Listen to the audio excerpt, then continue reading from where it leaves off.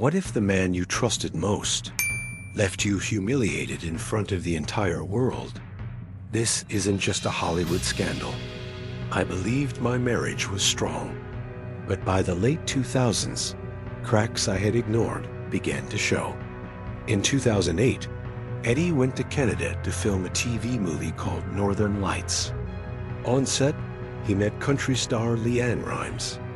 At the time, both Cibrian and Rimes were married to other people.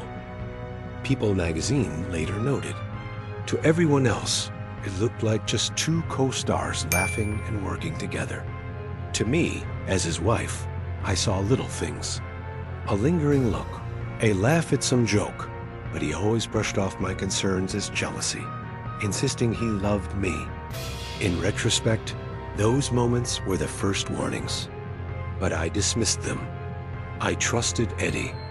I thought we had the perfect life. We vacationed, celebrated our birthdays, and cried together at our kids' soccer games. Yet behind the scenes, I began to feel uneasy. In those months, I visited the Northern Lights set in Canada.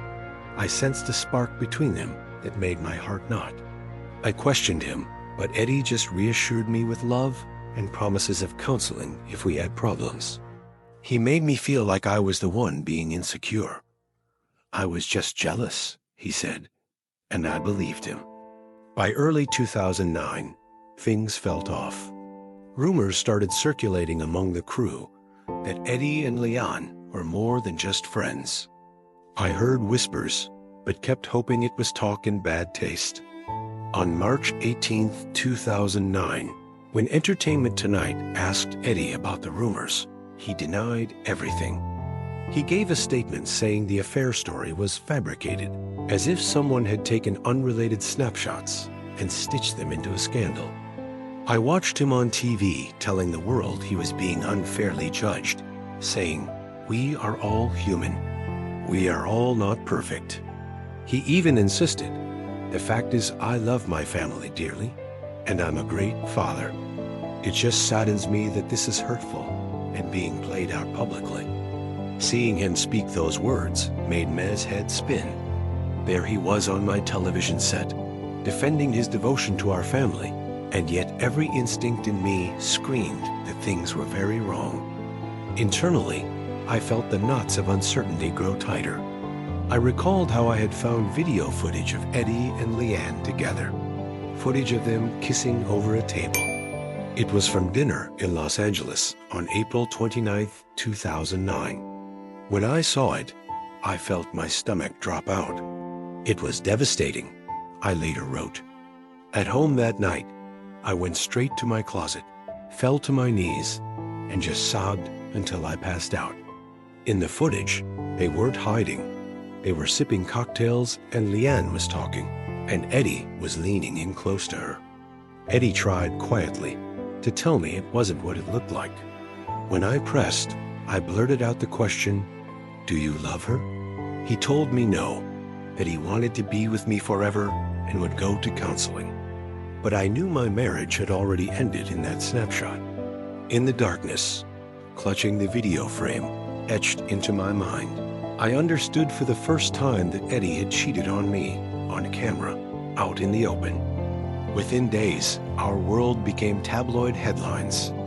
Photos of Eddie and LeAnn cuddling, kissing on dates, and smooching at a country concert were splashed across magazines and TV news. On August 20th, 2009, people reported Rimes and Cibrian made their public debut as a couple when they met for a golf date and spent almost 3 hours on the course together, with sources gushing about their lots of chemistry. By then, Eddie had filed for divorce from me, and LeAnn had separated from her husband. The news was everywhere. On my TV, I saw Eddie's pale face giving interviews about how hard it was for him. In those moments, hearing him say, "I love my family. I'm a great father," on screen felt like salt in a wound. Each media appearance reminded me how public my pain had become. The public reaction was a tidal wave I couldn't escape. Fans took sides on social media, and talk shows dissected every move. There was no off button for this nightmare. People who didn't know me felt entitled to weigh in on my heartbreak. I remember writing later, it was so public. Everyone felt sorry for me and wanted to hug me. But I wanted to punch everyone in the face. In my darkest moments, I felt humiliated by the world's pity. On one level, I was grateful for the empathy, but another part of me burned with anger at being the sad-eyed celebrity wife trope that TV producers love. It was as if my grief was a spectacle, and I was stuck performing it for anyone with a remote. I still feel the heartbreak of that moment, framed by the harsh yellow flash of paparazzi bulbs. Weeks after the scandal broke, a reality TV star named Sheena Shea publicly claimed Eddie had cheated on her during that same time, even while I was pregnant with our second son. Discovering this second betrayal was the final hammer blow. In my own words written later, I was broken. If I didn't have to take care of my kids, I probably wouldn't be here now. I was utterly shattered. I felt cornered, betrayed by the two people I had trusted most, my husband and the woman I thought was a friend. Everywhere I looked, their faces were there, grinning in tabloid spreads or giving interviews. I couldn't escape them, and I felt smaller and smaller in the world. One scene I remember vividly was a sunny soccer field where our toddler Jake was playing with LeAnn on his lap. I was seething inside. All I could think was that she had got my husband, but she was not getting my children, as I later confessed. Rage surged through me. I stormed over, grabbed my little boy, and confronted her. In that terrifying moment, I was absolutely unhinged. I later wrote, I had this rage in my body. I really wanted to kill her. I grabbed Jake and I looked at her and said, I will murder you. Those words still haunt me. The worst thing I ever said in my life, but it showed how consumed by pain I was. In the weeks and months that followed, I was basically in survival mode. I often felt like a ghost of myself, going through the motions while inside me there was a storm. I couldn't eat. I couldn't sleep. I even stopped talking to some of my old friends because I was so lost. I drank a lot to numb the pain. Chardonnay became my crutch, night after night. I didn't cope well, I later admitted. I was angry, drinking, and out for revenge. I wrote of myself at that time. Every song on the radio felt like a taunt. Every commercial ad about love was a knife. My anger took over in dangerous ways. I wanted everyone, Eddie, LeAnn, even the friends who didn't warn me, to pay. I recorded Eddie on my phone promising he loved me and didn't love LeAnn, and I had the mind of a wounded animal. I sent the recording to LeAnn. I was desperate to hurt someone back, to make her know what she'd done. But seeking revenge only made me feel emptier. As I wrote later, plotting retaliation was eating away at me. Amidst the blur of tear-stained nights, even my confidence as a mother was shaking. I remember choking out baby bottles and bawling on kitchen floors, terrified for how this was shaping my kids' world. I feared what memory would imprint on them, having seen their parents ripped apart. Some days I wondered if the pain would ever ease, if I could ever love myself again. As I was falling apart privately, the world was watching and commenting. Every interview, every quote or tweet got dissected. My public and private grief collided. Paparazzi seemed to lurk around every corner of my life. One moment I would be picking up my son from soccer, and the next, a flash would go off.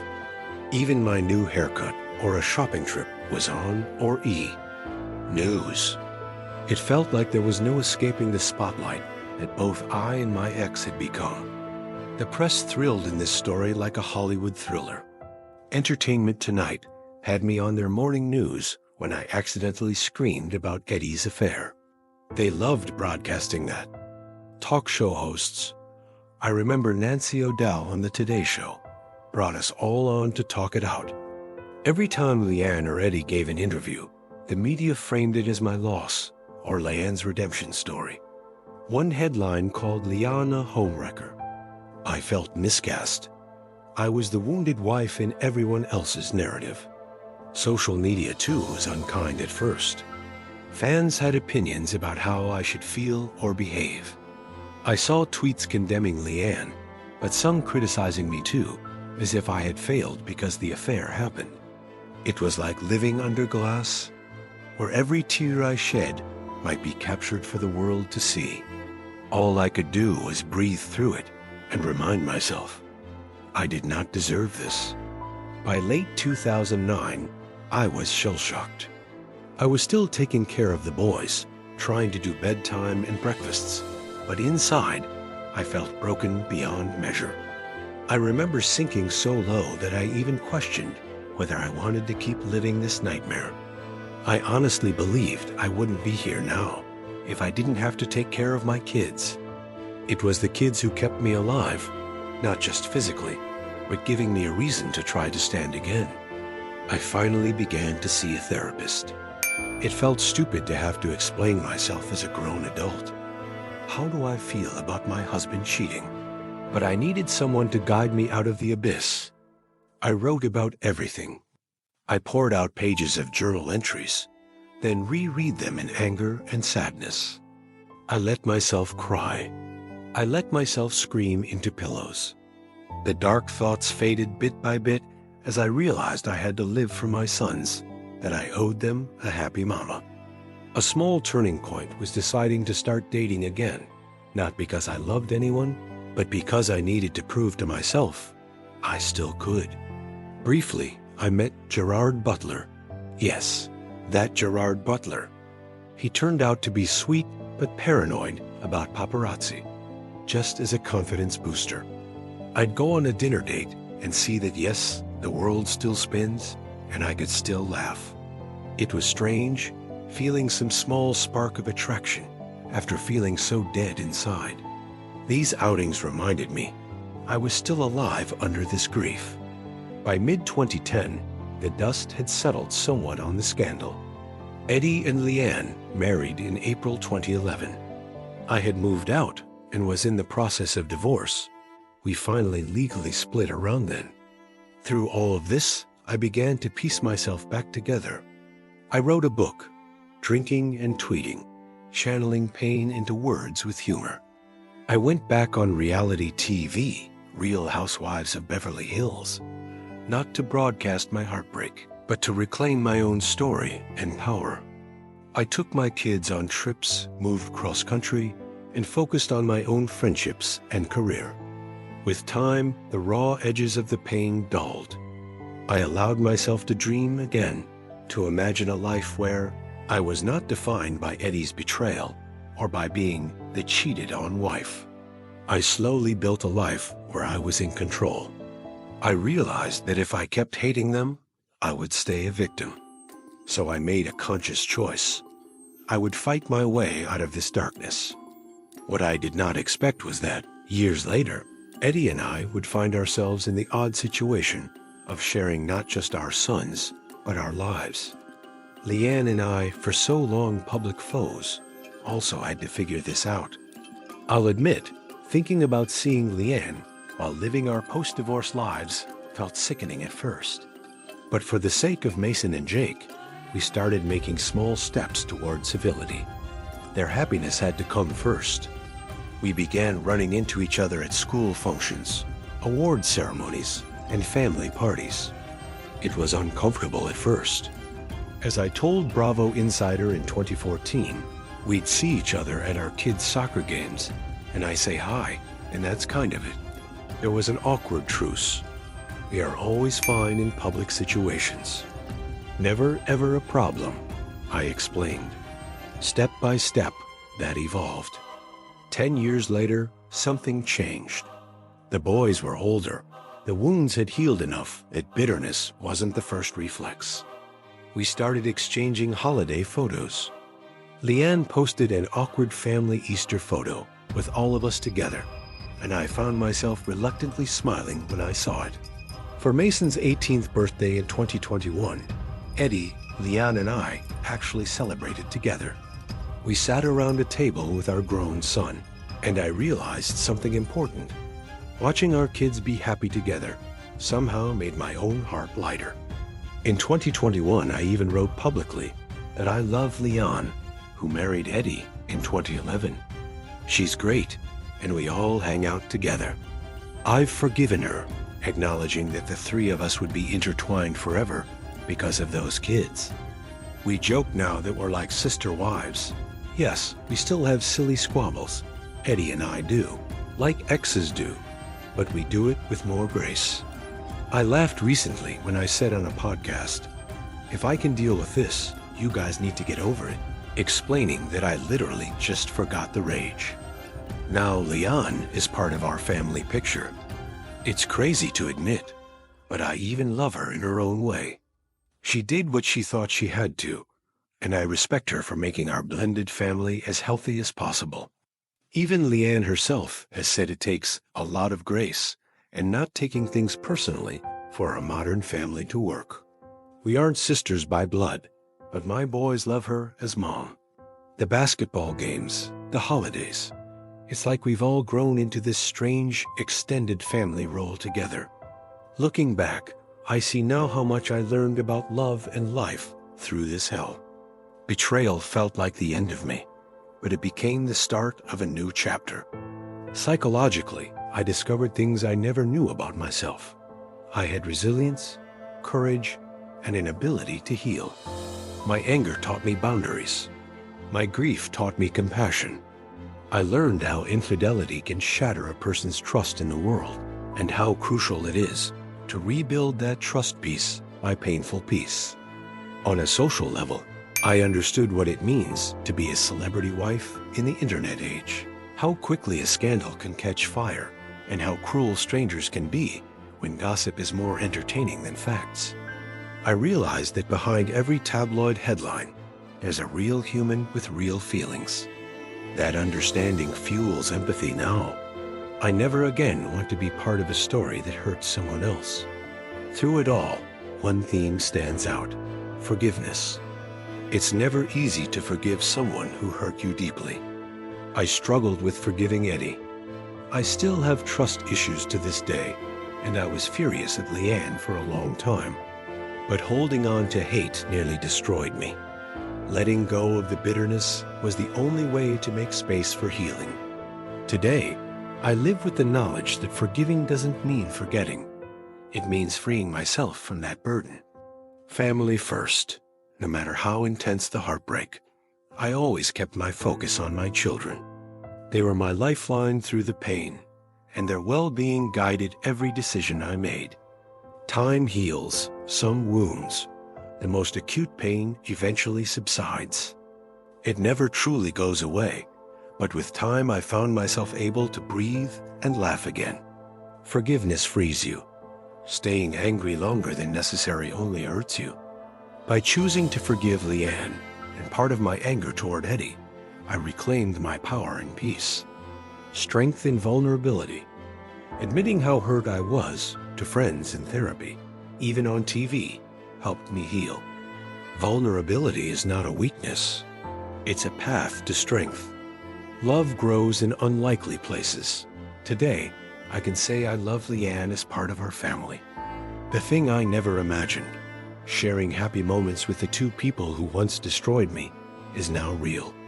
It shows people can change, and love can find a way. My story is painful and messy, but it's mine. I tell it now not just as the scorned wife on those old magazine covers, but as a woman who got very lost and then found herself again. I want anyone watching to know that even in your darkest moment, you can stand back up. You might fear you'll never trust or love again, but you can. You might believe the world has judged you, but know that what truly matters is how you forgive yourself and rebuild. Life hasn't been perfect since then. Eddie and I may not be together, and I will always carry some scars, but I am at peace. I've grown beyond the painful chapters. Today, I am proud of the mother and woman I became through this. My public image as the real housewife who got cheated on has shifted to a new image, that of a survivor who speaks her truth, embraces her weird blended family, and still believes in love. This was my journey through heartbreak and healing. It's a long, winding path from the fury of betrayal to a place of strength and understanding.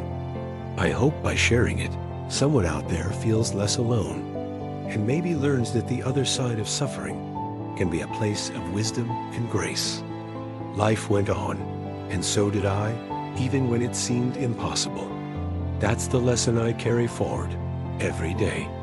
Sources, stories, and quotes in this narrative are drawn from Brandi Glanville's own interviews and writings, including People magazine interviews, news features, and other reputable media coverage of the affair and its aftermath, as well as Brandi's public statements on talk shows and podcasts. If this kind of raw truth speaks to you, don't forget to like, share, and subscribe to Lies Unveiled. From red carpets to courtrooms, this story has it all. And by the end, you'll question everything you thought you knew about fame and fidelity. This isn't just a celebrity gossip story.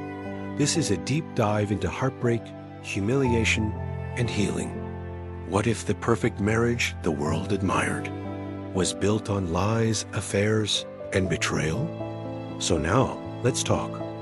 Do you think Brandi ever truly healed from the betrayal?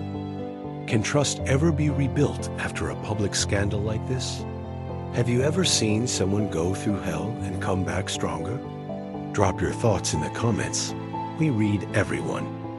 And if this story hit home, hit that subscribe button and share it with someone who needs to hear it. Because at Lies Unveiled, we don't just tell stories, we unravel the truth behind them.